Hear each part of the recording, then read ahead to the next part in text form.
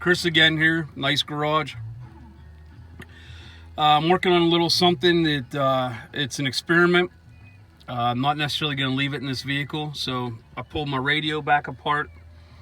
What I was thinking was, is it possible to stream, like if you had an RV, a truck, a minivan with a bunch of screens for the children. You don't want to carry around DVDs anymore. Like if you have one of these head units, it's just a digital media player. This one happens to be a DVD player, but I don't want to carry around discs with me. So basically, what I've thought about and what I did is I picked up a Roku off Amazon. It's a Roku Express Plus, I think it was called. And what this does is this has an HDMI output and it has an analog. I'm not sure what they call it anymore. I don't know if it's component or composite, but just the AV cables, the red, white, and the yellow for video. And that just so happens to be what my radio has for an input. It's a Pioneer AVH 601EX, so it doesn't have an HDMI input. So basically, I have a Roku plugged into a cigarette lighter, which I am going to put on a switched power supply, and I'll explain why. Plugged into the back of my head unit.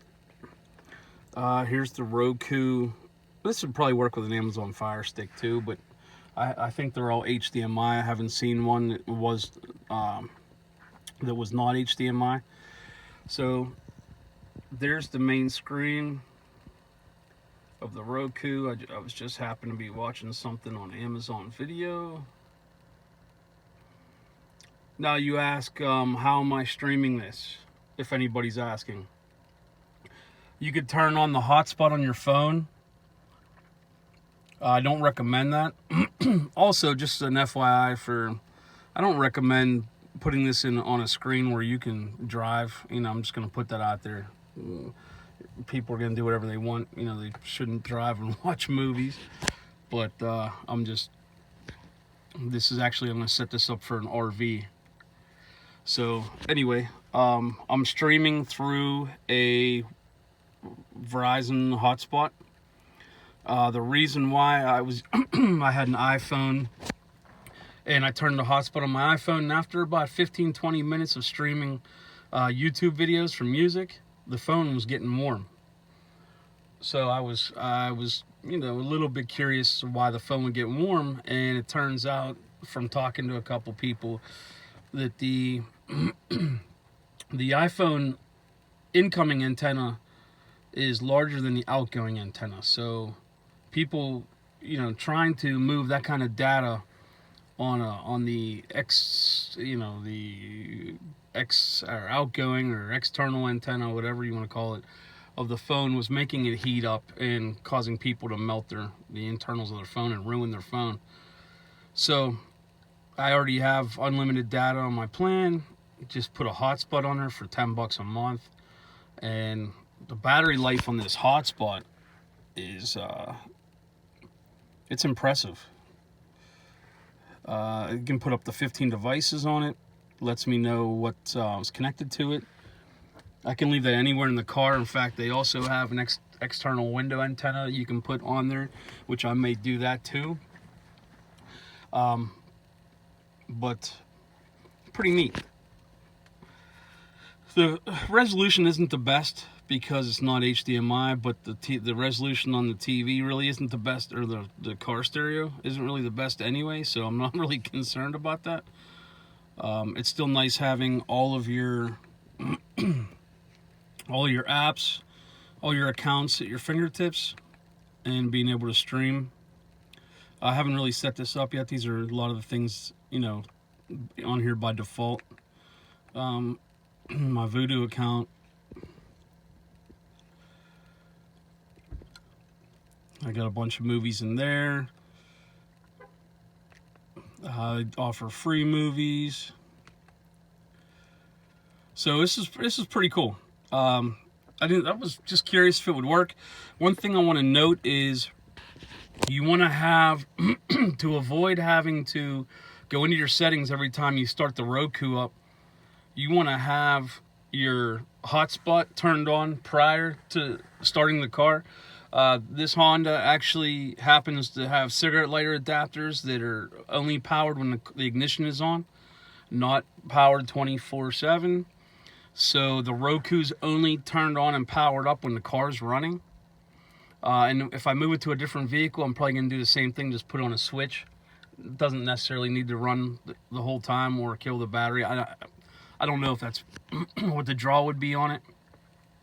But if it's constantly searching for a network, same with the hotspot. The hotspot, it tells me when it's charged. It tells me to unplug it.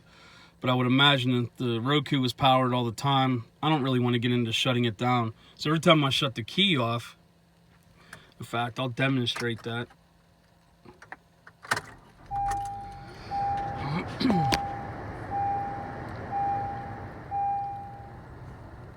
You'll see after this radio, you know, it boots up and it has a little bit of a process.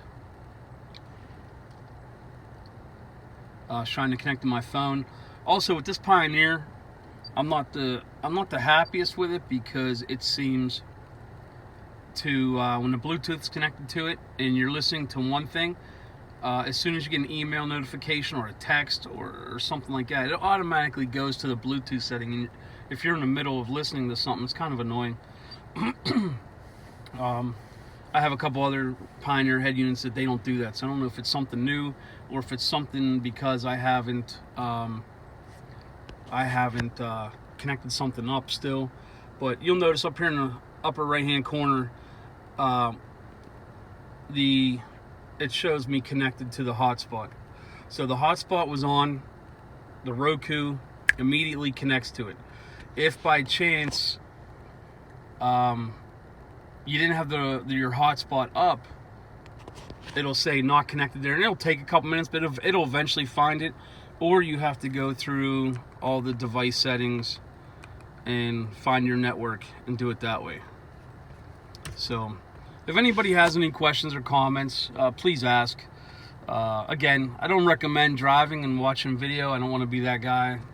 And I also don't want to have to, self-explanatory. It's against the law. So, but this is something pretty cool. I mean, it already has a DVD player in it. It only works, when your parking brake's applied. This is the same principle. This will work until, you take off the emergency brake, parking brake. So, be good for children. If you have additional head unit or videos, screens, they'll work. I've never hooked one up that way, so I don't know if they work without the emergency brake being on, but supposedly that's how it works. So, but if anybody has any questions about this or comments, this Roku is so small, it fits right in this cup holder like perfectly. And I mean, I had to push down on it a little bit, but it definitely sits there like that, and I'm able to use the remote without aiming at it, which is pretty cool. I don't have to aim. I can actually aim it at the radio, and the remote works. So, all right, again, guys, sorry for this long video. Hopefully somebody found it informative, and if you have any questions or comments, please ask. Subscribe to my channel, please, guys. I love doing this stuff.